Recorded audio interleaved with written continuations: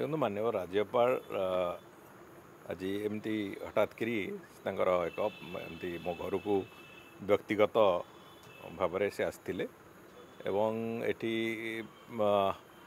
ରାଜ୍ୟର ବିଭିନ୍ନ ବିଭାଗ କଥା ହେଉ କି ମୋର ଯେଉଁ ବିଭିନ୍ନ ବିଭାଗରେ କେମିତି କ'ଣ ଚାଲିଛି କ'ଣ କଲିଛି ତାଙ୍କର ଅବଜରଭେସନ୍ ବାବଦରେ ବି ସେଠି ଚର୍ଚ୍ଚା ଆଲୋଚନା କିଛି କଲେ।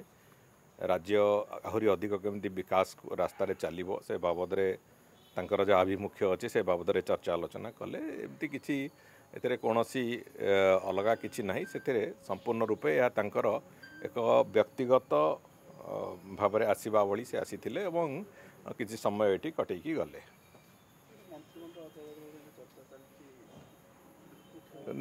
ସବୁ କଥା ରାଜନୈତିକ ସ୍ତରକୁ ଆସିବା ପୂର୍ବରୁ ମିଡ଼ିଆ ସ୍ତରକୁ ସବୁ କଥା ଆଗ ପଳେଇ ଆସୁଛି।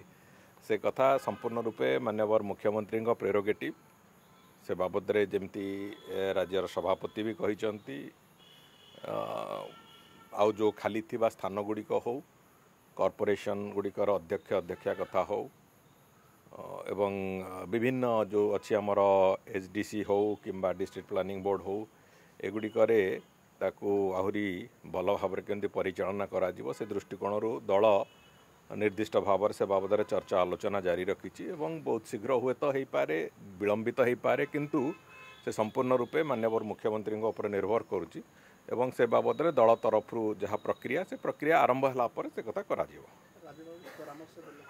ନିଶ୍ଚିତ ଭାବରେ ଆହୁରି ଆମ ବିଭାଗ ଗୁଡ଼ିକର କାମକୁ କେମିତି ଆହୁରି ଭଲ ଭାବରେ କରାଯାଇପାରିବ ଏବଂ ତାଙ୍କ ପାଖରେ ବି ବିଭାଗର କିଛି କଥାର ଫିଡ଼ବ୍ୟାକ୍ ବି ଥିଲା, ସେ କଥା ବାବଦରେ ବି ସେ ଚର୍ଚ୍ଚା ଆଲୋଚନା କଲେ ଏବଂ ଆମେ ଆଜ୍ ଏ ହୋଲ୍ ସରକାର କେମିତି ସମ୍ପୂର୍ଣ୍ଣ ରୂପେ ଯେଉଁ ମାନ୍ୟବର ପ୍ରଧାନମନ୍ତ୍ରୀଙ୍କର ଯେଉଁ ଦିଶା ନିର୍ଦ୍ଦେଶ ହେଇଛି ସେ ଦିଗରେ କେମିତି ଚାଲିବୁ ସେ ବାବଦରେ ବି ତାଙ୍କର ପରାମର୍ଶ ସେ ଦେଲେ ଏବଂ ମୁଁ ଭାବୁଛି ସେ ନିଶ୍ଚିତ ଭାବରେ ଆମ ସମସ୍ତଙ୍କ ପାଇଁ ସେ କଥାକୁ ଆଗକୁ ଧରିକି ଚାଲିବା ପାଇଁ ଏକ ଶିକ୍ଷଣୀୟ ବ୍ୟବସ୍ଥା ହେବ।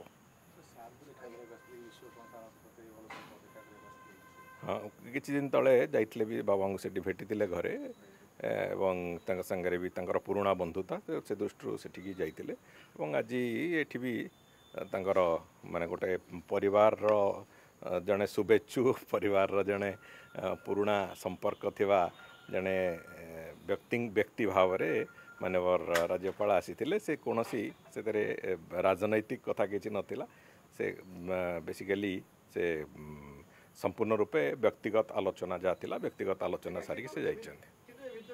ମନ୍ତ୍ରିମଣ୍ଡଳ ସମ୍ପ୍ରସାରଣ ଯେଉଁ ଚର୍ଚ୍ଚା ରହିଛି, ଆଜି ମୁଖ୍ୟମନ୍ତ୍ରୀ ପାଖାପାଖି ଅଧା ଘଣ୍ଟାରୁ ଅଧିକ ଆଲୋଚନା, ତା ପରବର୍ତ୍ତୀ ସମୟରେ ଆପଣଙ୍କ ସହିତ ଆଲୋଚନା, ମନ୍ତ୍ରିମଣ୍ଡଳ ସମ୍ପ୍ରସାରଣ ଖୋରାକ ଯୋଗାଉଛି? ନା ଖୋରାକ କିଛି ଯୋଗାଉନି। ମୁଁ ଭାବୁଛି ଗଣମାଧ୍ୟମର ବନ୍ଧୁମାନେ ତାକୁ ଖୋରାକରେ ପରିବର୍ତ୍ତନ ନ କରନ୍ତୁ। ସେ ବାବଦରେ ଦଳ ଚର୍ଚ୍ଚା ଆଲୋଚନା ଆରମ୍ଭ କରିଛି ଏବଂ ଯେଉଁ ଅନୁଯାୟୀ କହିଛନ୍ତି ଦଳର ରାଜ୍ୟ ସଭାପତି ବି ଏ ବାବଦରେ ସ୍ପଷ୍ଟତା ଦେଇଛନ୍ତି ଏବଂ ମାନ୍ୟବର ମୁଖ୍ୟମନ୍ତ୍ରୀ ସେ ସମ୍ପର୍କରେ ଯେବେ ନିଷ୍ପତ୍ତି ନେବାକୁ ଚାହିଁବେ ସେ ବାବଦରେ ନିଷ୍ପତ୍ତି ସେବେ ହିଁ ଜଣାପଡ଼ିବ। ନିକଟରେ କି ଦୂରରେ ସେ କଥା ମୁଁ କହିପାରୁନି, ସେ କଥା ସମ୍ପୂର୍ଣ୍ଣ ରୂପେ ମାନ୍ୟବର ମୁଖ୍ୟମନ୍ତ୍ରୀଙ୍କ ପ୍ରେରୋଗେଟିଭ୍।